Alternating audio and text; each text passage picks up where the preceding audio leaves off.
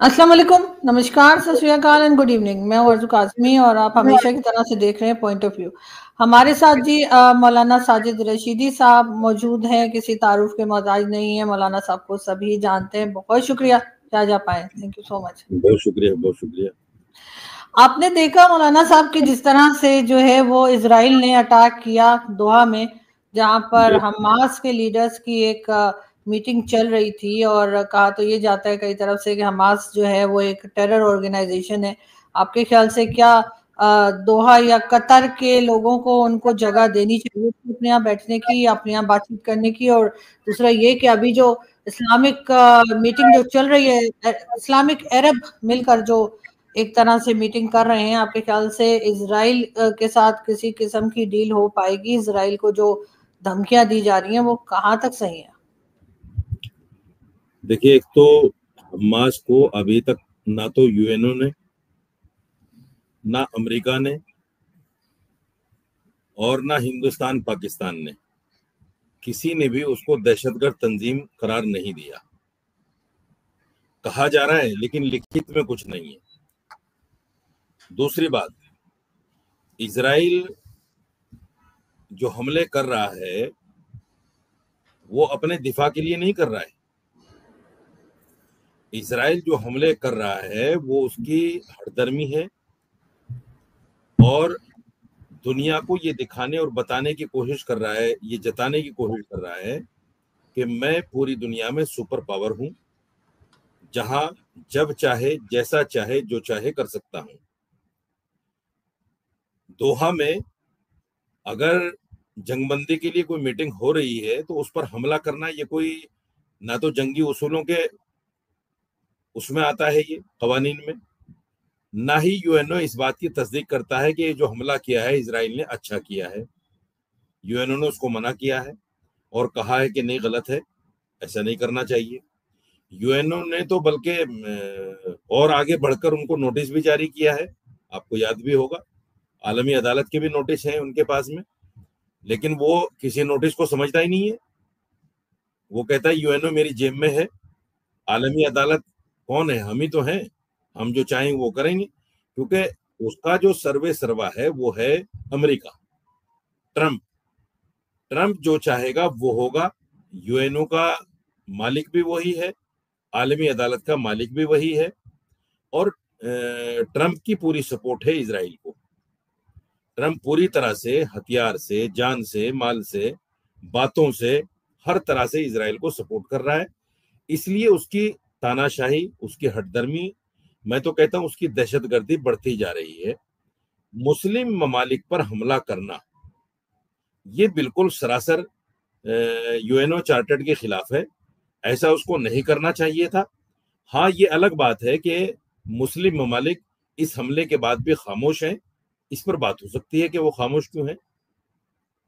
देखिए मौलाना साहब, हमास को जब तक आपके ख्याल से अमेरिका नहीं कह देगा या भारत नहीं कह देगा या कोई और कंट्री नहीं कह देगी, तो आप उसको टेरर ऑर्गेनाइजेशन नहीं मानेंगे। जबकि उन्होंने जो टेरर अटैक किया था इसराइल में 7 अक्टूबर को, वो क्या था? फिर जो लोग थे उन्हें मारा गया इस तरीके से। उसके बाद भी अटैक्स चलते रहे और काफी लोग ये भी समझते हैं, इवन पाकिस्तान में भी, कि दोहा में जो उन्हें बिठाया गया था, यानी कतर की हुकूमत ने जो इजाजत दी उन्हें बैठने की, वो गलत किया। और ऐसे तो जहां कहीं भी वो बैठेंगे तो वहां पर ये अटैक तो चलेगा। इसराइल ने ये भी कहा है कि वो किसी जगह को नहीं छोड़ेगा, और जिस तरह से उसामा बिन लादेन को ऊपर अटैक अमेरिका का किया गया था, इसी तरीके से हमास के ऊपर हर तरफ से अटैक किया जाएगा।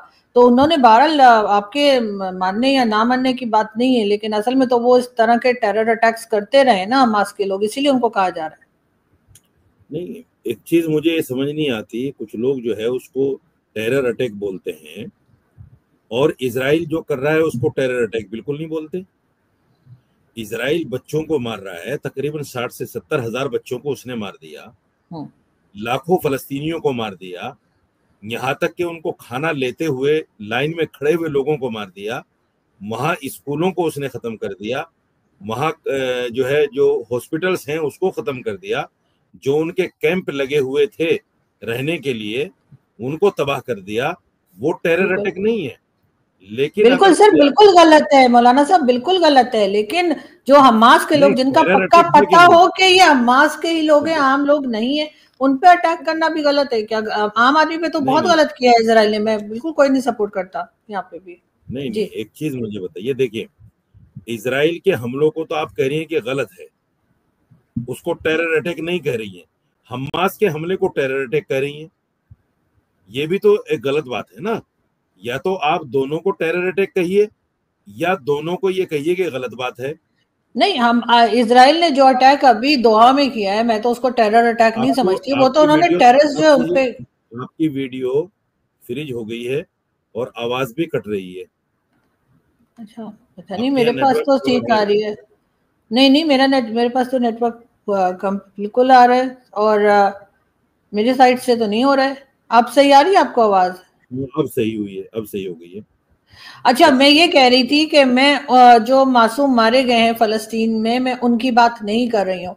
मैं बात जी कर रही हूँ जो दोहा में जिनके ऊपर अटैक किया गया है अदर इसराइल की तरफ से, वो तो टेरर अटैक नहीं कहलाएगा ना। वो तो टेररिस्ट बैठे हुए थे जिनके ऊपर अटैक किया गया है, मैं ये कह रही हूँ। और 7 अक्टूबर को जो वहां जी। पर मासूम लोग मारे गए, उनको हॉस्टेज भी बनाया गया और उनके साथ काफी जुल्म किया गया इसराइल में, क्या उसको भी आप नहीं समझते कि वो टेरर अटैक था और ये हमास के लोग टेररिस्ट नहीं है?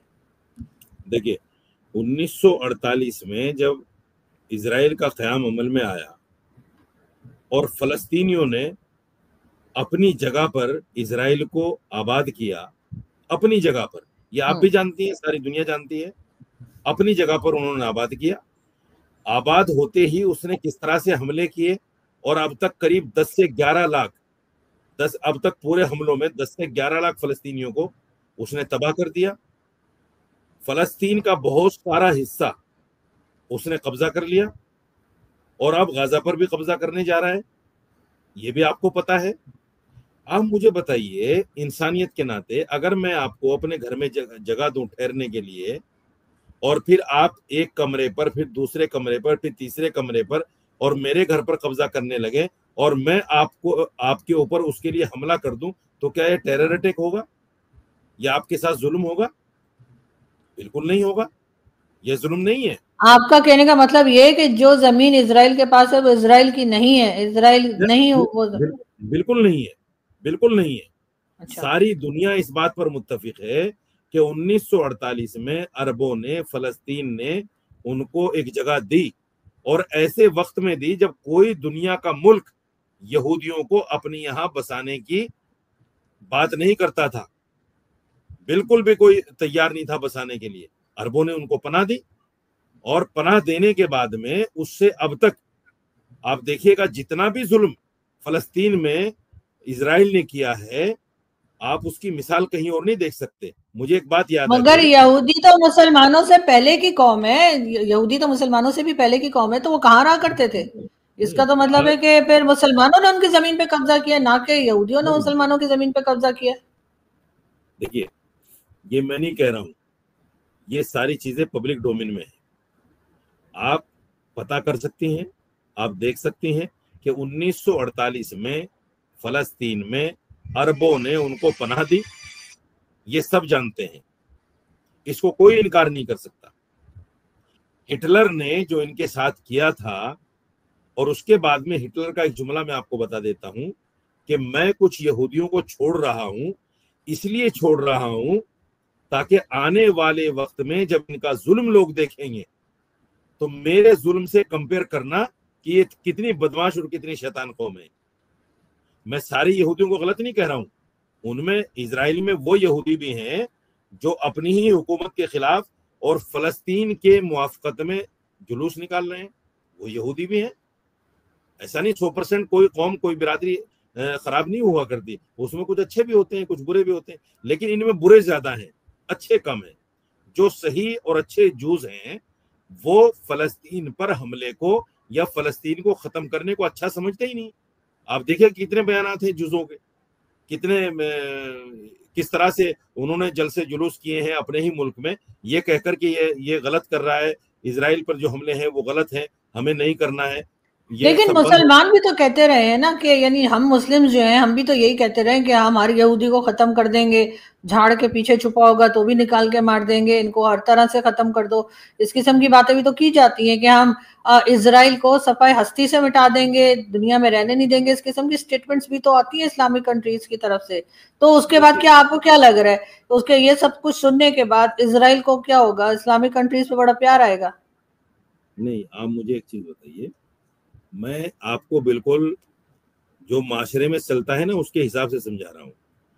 एक आदमी मोहल्ले में या मेरे पड़ोस में कोई इतना बड़ा शैतान है, फित्तीन है, कि उससे हर आदमी परेशान है। उसकी परेशानी को देखकर क्या कहता है पड़ोसी? अरे इसका तो न रहना ही अच्छा है, इसको तो निकालो यहाँ से, इसको तो खत्म करो। कहता है कि नहीं कहता है? उसकी शैतानी और उसकी बदमाशियों को देखकर। इसराइल से सारी दुनिया तंग है, सारी दुनिया तंग है इसराइल से। भारत की तो बहुत दोस्ती है, आप लोग तो बहुत उनके साथ डील भी कर रहे हैं, बातचीत भी कर रहे हैं, अपना दोस्त भी बता रहे हैं और ट्रेड वगैरह भी कर रहे हैं। भारत की तो कोई लड़ाई या कोई दुश्मनी नहीं चल रही है इसराइल से। नहीं, देखिए, भारत की जो फॉरेन पॉलिसी है मैं उस पर तो बात नहीं कर सकता, मैं अथेंटिक भी नहीं हूँ। लेकिन भारत ने, आपको ये भी याद होगा, फलस्तीन के लिए भी वोट किया है और फलस्तीन को 2.5 करोड़ की मदद भी भेजी है, ये भी आपको याद होगा। रही हाँ बात भेजी है, लेकिन इसराइल का रही भी बात साथ दिया है ना, तो उसका तो हाँ, नहीं मतलब है नहीं, कि वो नहीं बिल्कुल। समझते। रही बात जो ट्रेड की है और पैसा लगाने की है, ये तो देखिए फॉरेन पॉलिसी वाला मैटर है, पॉलिसी मैटर है। देश का वो आदमी जो पॉलिसी पर बात कर सकता है वही कर सकता है इस पर। मुझे ये कहने का बिल्कुल अधिकार नहीं कि मेरा देश उस पर क्यों कर रहा है, क्यों नहीं कर रहा है, और ये करना चाहिए वो। हाँ, इतना जरूर है, इतना जरूर है, मैं कह सकता हूँ बबांगे दौर डंके की चोट, कि जब आप फलस्तीन को हिमायत कर रहे हैं अलग मुल्क की हैसियत से, और उसको आप जो है मदद भी दे रहे हैं, तो आपको कम से कम इसराइल पर होने वाले जुल्मों के खिलाफ भी आवाज उठानी चाहिए। इसराइल ने जो जुल्म किए फलस्तीन पर, यह भी कहना चाहिए। आपको हथियार से मदद नहीं करनी चाहिए, बिल्कुल नहीं करनी चाहिए। लेकिन क्या पॉलिसी है देश की, वो जानेंगे। हाँ, मैं इतना जरूर कह सकता हूं कि जालिम के साथ नहीं खड़ा होना चाहिए।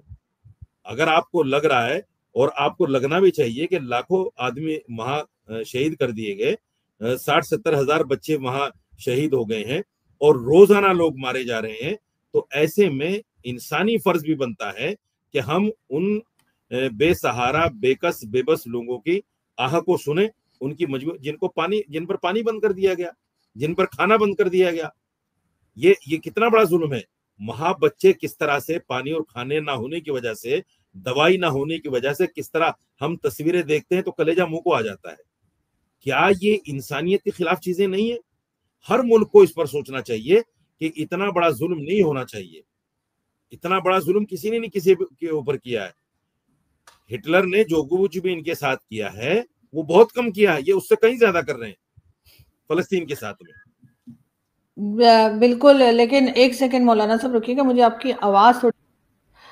अच्छा, बात थोड़ी सी हिंदुस्तान की करते हैं मौलाना साहब। अभी कश्मीर में हजरत बल पे जो कुछ हुआ, जिस तरह से वहां पर जो लोगो लगा हुआ था अशोका का, उसको तोड़ने की कोशिश की गई, नारे लगाए गए, ये इस किस्म का बिहेवियर हिंदुस्तानी मुस्लिम्स का क्यों है? अगर हम वही जिस जिस तस्वीर को, जिस लोगों को ये तोड़ रहे थे, वो तो नोटों के ऊपर भी है, करेंसी नोट पर भी है, वो तो जेब में रख के घूम रहे होते हैं। तो फिर वहां पर जो बिहेवियर हम देखते हैं हिंदुस्तानी मुसलमानों का वहां भारत में, इस किस्म का क्यों है? देखिए, लोगों तोड़ने का जो मामला सामने आया है उसमें दो रुख हैं, वो दोनों को समझना बहुत जरूरी है। एक रुख तो मैं पहले स्पष्ट कर दूं कि वो जो पत्थर लगा हुआ है वहां, हम्म। वो मस्जिद के इहाते में लगा हुआ है। नंबर एक, जो गलत है इस्लामिक रूप से। दूसरी बात, कानून के हिसाब से वक्फ बोर्ड के किसी भी चेयरमैन को अशोक की लाट लगाने का, अशोक चिन्ह लगाने का कोई इख्तियार नहीं है, कोई इख्तियार नहीं है। आप देखिए, हिंदुस्तान या पाकिस्तान में किसी भी शिलापट पर, किसी भी इस तरह के स्टोन पर जहां अपने कामों की वो दर्शाई जाती है कि भाई ये काम मैंने किया है, उस पर किसी भी मुल्क का मखसूस चिन्ह नहीं लगता। सिर्फ आदमी अपना नाम लिखता है और नीचे उस पर लिखता है कि ये काम फला आदमी के फंड से किया गया। वो लोगों वहां जानबूझकर लगाया गया, इसलिए लगाया गया ताकि ये लोगों ये तस्वीर मस्जिद में लगेगी तो इस पर कहीं ना कहीं वबाल होगा। और जो हुआ, मैं उस चिन्ह को उस तरीके से तोड़ने को भी सही नहीं समझता, नहीं तोड़ना चाहिए था। उसका एक तरीका है कि आप जो है बाकायदा उसके लिए कानूनी कार्रवाई करते, आप जो भी मुतल्लिका महकमे हैं वहां पर उनको दरखास्तें लगाते और उनसे कहते कि भाई ये गलत लगा हुआ है, इसको हटना चाहिए और कानूनी तरीके से उसको हटाया जाना चाहिए था।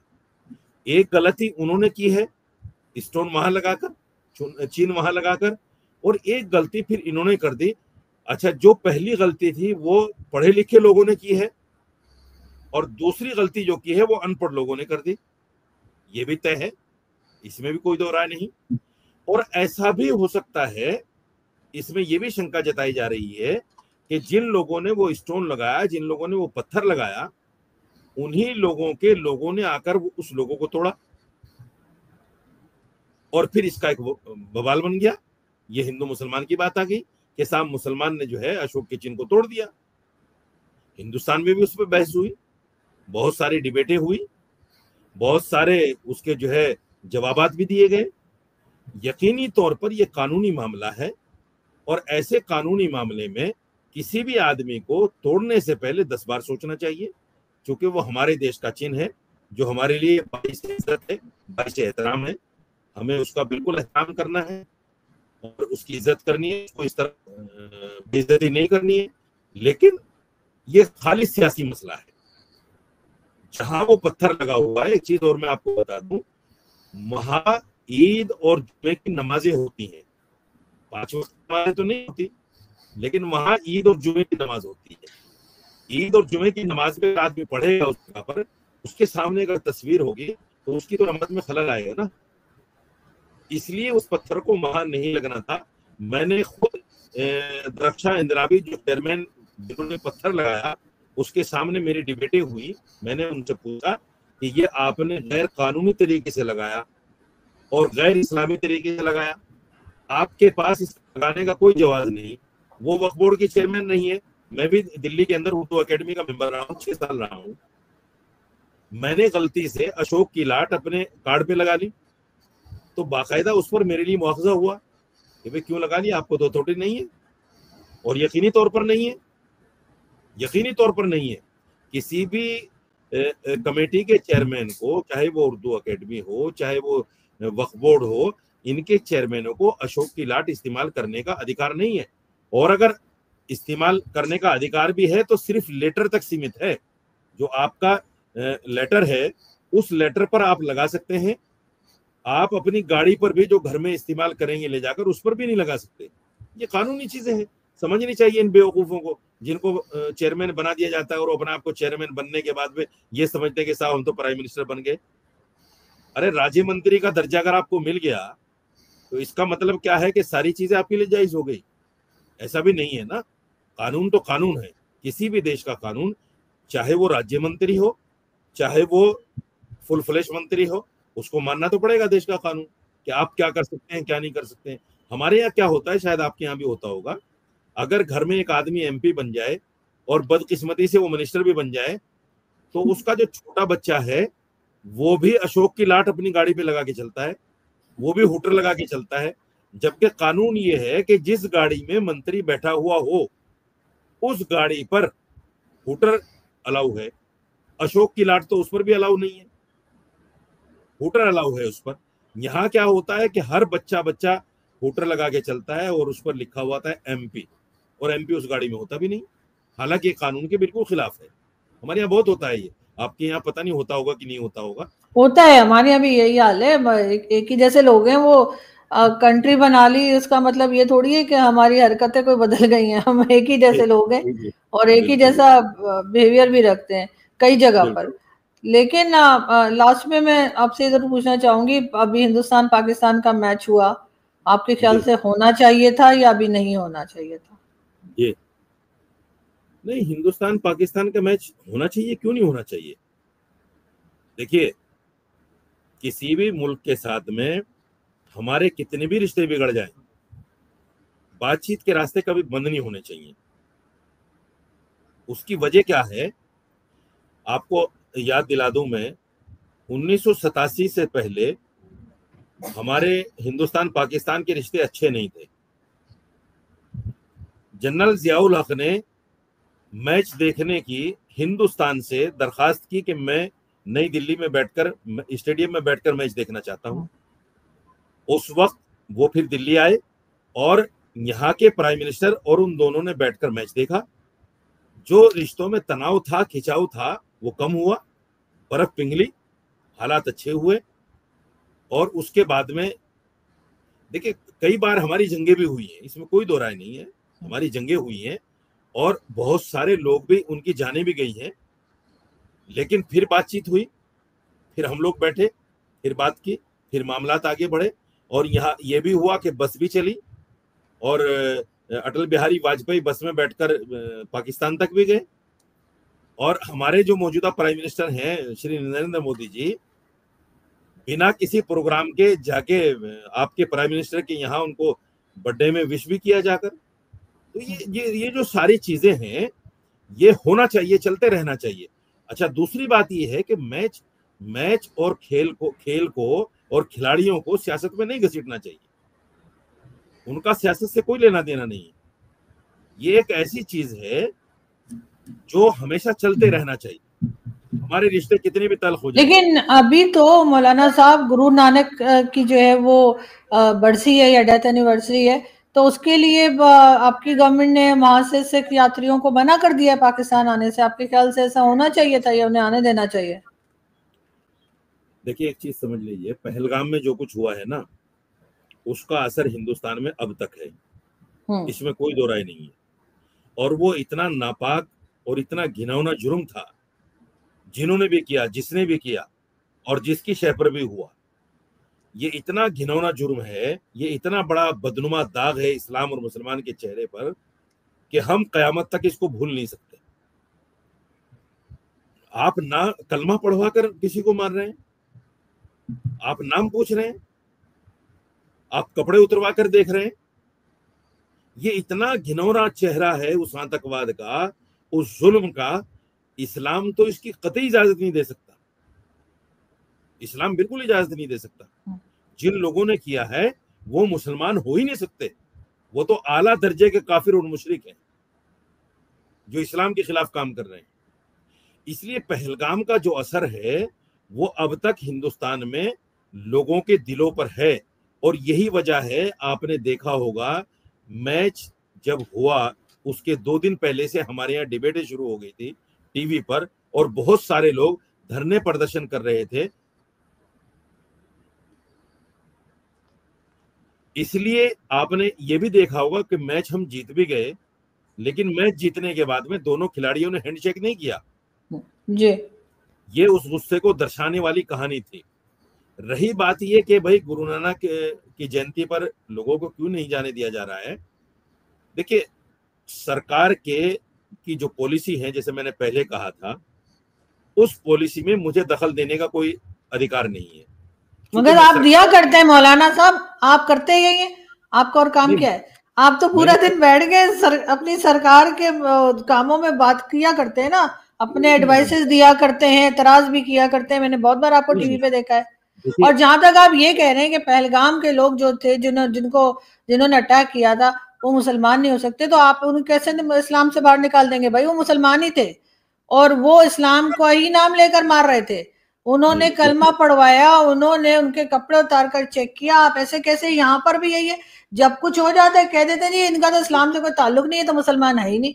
आप कैसे बात? वो मुसलमान ही है। और इतना जुल्म, इतना बेदर्दी से लोगों को मार देना जो है, वो अक्सर मुसलमान ही करते हैं। अब आप उन्हें ना मानिए मुसलमान, वो एक अलग बात है, लेकिन ये कि वो थे तो वो मुसलमान ही, और वो इस्लाम के नाम पर ही मार रहे थे। आरजू, एक बात समझिए, मोहम्मद साजिद मेरा नाम है। अगर मैं इस्लाम को प्रैक्टिस में नहीं लाता, इस्लाम की बात को नहीं मानता, तो मैं मुसलमान नहीं हूं। मुसलमान वो है जो कलमा पढ़े, कुरान पर ईमान लाए, अल्लाह पर ईमान लाए और अल्लाह और कुरान की बात को भी माने। सिर्फ मुसलमान नाम रख देने से कुछ नहीं होता। कुरान ये कहता है कि जिसने किसी बेगुनाह इंसान को कत्ल कर दिया वो ऐसा है जिसने पूरी इंसानियत को कत्ल कर दिया। क्या कहेंगे आप? इस्लाम है ये? आपने जाके निहत्ते आदमियों को, बेगुनाह लोगों को मार दिया। फिर क्या वजह है मौलाना साहब के ज्यादातर जो सुसाइड बॉम्बर्स निकलते हैं वो भी मुसलमान होते हैं? अब उन्हें बाद में हम इस्लाम से बाहर निकालने में अलग बात है, लेकिन ज्यादातर ये जो सुसाइड बॉम्बर्स होते हैं, ये जो अटैक करते हैं, जो कश्मीर में अटैक करते हैं, जो पाकिस्तान में कई जगह अटैक, दुनिया में कहीं अटैक करते हैं, यहाँ तक कि वो सामा बिन लादेन और कौन कौन, ये सब मुसलमान ही कहलाए ना। देखिए एक चीज फिर मैं आपको समझाता हूँ। मुसलमान वो है जो इस्लाम को माने। इस्लाम में सुसाइड बम्बर बनने की किसी को इजाजत ही नहीं है। कुरान ये कहता है, हदीस ये कहती है कि ये जान, ये जिस्म अल्लाह की अमानत है। इसको आग में जलाकर, पानी में डुबोकर या अपना गला रेत कर खत्म कर देना या बम बांधकर सुसाइड कर देना, ये अल्लाह के हुक्म की खुली खिलाफ वर्जी है, खुली खिलाफ वर्जी है। तो जो आदमी अल्लाह के हुक्म की खिलाफ वर्जी करता है वो कैसा मुसलमान है? आप मुझे बताइए। इसीलिए तो सुसाइड को, खुद से अपनी जान दे देने को इस्लाम में हराम कहा है। और इतना बड़ा गुनाह है उस अमल का कि कयामत तक वो आदमी बार बार इसी अमल को दोहराती रहेगी। उसकी रूह जिंदा होगा फिर मरेगा, जिंदा होगा फिर मरेगा। ये बहुत हमारे यहाँ तो एक ही जन्म होता है, बार बार कैसे जिंदा होगा? नहीं, मरने के बाद की कह रहा हूं मैं। मरने के बाद जैसे वो मर गया, उसकी रूह के साथ कयामत तक यही चीज दोहराई जाती रहेगी, रूह के साथ में। मैं ये नहीं कह रहा हूं कि दोबारा जमीन पे आएगा या दोबारा पैदा होगा, उसकी रूह को यही अजाब दिया जाएगा। मैं ये कहना चाहता हूं कि जो भी सुसाइड बम्बर बनकर, इसीलिए तो हम पाकिस्तान का जो जो लोग कहते हैं हम जिहाद कर रहे हैं, हम उसको जिहाद थोड़ी मानते हैं। वो तो आतंकवाद है, आतंकवादी हैं ये लोग। कश्मीर में जो कुछ हो रहा है जिहाद के नाम पर, हम उसको जिहाद थोड़े कहते हैं। इस्लाम उसको जिहाद थोड़े कहता है, आतंकवाद है खुला। कौन मुसलमान कहता है कि ये जिहाद और नहीं? आपके यहाँ जो कुछ हो रहा था, वो शर्जील इमाम, अगर मैं नाम सही ले रही हूँ, जो जी आजकल अरेस्ट हैं, तो उन्होंने तो कहा था हम आसाम को काट के अलग कर देंगे, तो 5 लाख लोग आ जाए तो हम पता नहीं क्या कर देंगे। आपको, आपके ख्याल से क्या वो मुसलमान है? क्या क्या वो जो बातें कर रहे थे, जिस तरह से एक तरह से टेररिज्म एक्ट उनके ऊपर मेरे ख्याल लगना चाहिए या शायद लगा होगा, तो क्या उनकी बातों को आप सपोर्ट करते हैं जो कुछ वो कह रहे थे? देखिए, उमर खालिद और शर्जील इमाम दो नाम है, और दोनों पिछले 5-6 साल से जेल में हैं। एक बात बताऊं आपको अफसोसनाक, अभी तक उनके खिलाफ चार्जशीट नहीं हुई। अभी तक उनको ये नहीं बताया गया कि तुम्हें किस केस में अंदर डाला गया है। क्यों? चार्जशीट नहीं है। क्योंकि वो वीडियोस तो हमने देखी है, यहाँ से उनकी वीडियो सोशल मीडिया पे सवाल पब्लिश करते सवाल रहते हैं। वीडियोस की नहीं है। सवाल ये नहीं कि उसने क्या कहा क्या नहीं कहा। बड़ी विडम्बना और बहुत अफसोसनाक पहलू ये है कि एक आदमी 5 साल से जेल में है और उसके लिए अभी तक चार्जशीट नहीं हुई। उसको अभी तक ये पता नहीं है मैं किस जुर्म के पादाश में यहाँ जेल में सजा काट रहा हूं। तो उस पर ऐसे ऐसे केस पर तो बात ही नहीं की जा सकती जब उसके उसके ऊपर केस ही नहीं है कुछ भी अभी तक। तो फिर भाई बंद कैसे कर रखा है? पता नहीं कैसे बंद कर रखा है, पता नहीं कैसे बंद कर रखा है। लेकिन आप क्या समझते हैं, जो उनकी वीडियोस गर्दिश कर रही हैं सोशल मीडिया पे, आपके ख्याल से क्या उन्होंने ठीक बात की थी? क्या ऐसी बात करनी चाहिए थी उनको? नहीं, सवाल ये है कि वो प्रूव तो हो कि हाँ भाई की थी या नहीं की थी। वीडियो में बोल रहे हैं, वो वीडियो में देखे ना आप, मैं भेज देखिए दूंगी वीडियो आपको में, अगर आपको चाहिए। आरजू आप भी वीडियो से जुड़ी हुई हैं, आप भी चैनल चला रही हैं। वीडियो में क्या कुछ नहीं हो सकता, इसीलिए कोर्ट भी हमारे यहाँ वीडियो को एविडेंस नहीं मानता। वीडियो में बहुत कुछ हो सकता है, तो उसको तो छोड़ दीजिए। तो वॉइस आपके ओवर तो ख्याल से उन्होंने, आपको लगता है उन्होंने ये सब बातें नहीं की हैं, नहीं, उनको गलत मैं जेल में डाल रखा देखिए है, चार्जशीट भी नहीं है? मैं अभी तक इस बात से ना इनकार कर सकता ना इकरार कर सकता, क्योंकि अभी तक उनके खिलाफ चार्जशीट नहीं है। तो मैं उनके लिए क्या कहूं कि भाई उन्होंने क्यों कहा है ऐसा। और अगर चार्जशीट हो जाती तो हमें ये पता चल जाता कि हाँ भाई इनके खिलाफ ये केस है। तो इस पर बात करना मैं समझता हूँ बेमानी है। क्यों गवर्नमेंट ने अंदर कर रखा है, क्यों जेल में है, वो गवर्नमेंट जाने, वो जाने। बिल्कुल ठीक। बहरहाल बहुत शुक्रिया कि आपने आज ज्वाइन किया, और हमेशा की तरह आपसे बात करके बहुत अच्छा लगा, और हम उम्मीद करते हैं कि जल्दी मुलाकात फिर होगी। अब तो 3-4 महीने ही रह गए हैं साल के, लेकिन मुलाकात होती रहनी चाहिए। बहुत शुक्रिया। इंशाल्लाह। Thank you. बहुत बिल्कुल, शुक्रिया। बहुत बहुत शुक्रिया, बहुत बहुत शुक्रिया। अस्सलाम वालेकुम। वालेकुम।